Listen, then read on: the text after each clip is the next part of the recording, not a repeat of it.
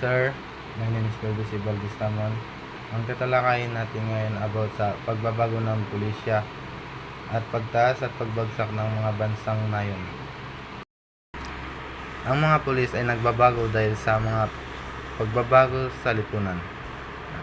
Tulad ng pagkabag ng publiko sa mga dating modelo, pagtataguyod sa reforma o paglitaw ng mga grupo ng interes sa lipunang sibil, pagbabago sa krimen at kaguluhan sa mga pamantayan ng batas at mga inobasyon sa teknolohiya.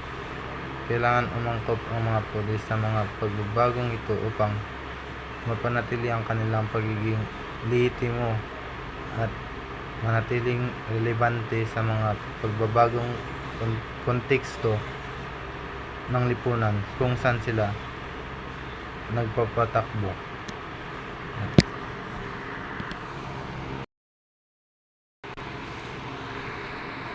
At ngayon, tatalakayin natin ang pagtaas at pagbagsak ng mga bansang nayon.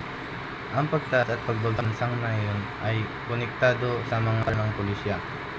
Ang mga bansang nayon ay nakaharap sa pagtutol na nangangailangan ng mga panloob at mapilit na puwersa, habang ang mga bansang nayon ay naging mas malakas at lumilitaw ang mga demokratikong politika.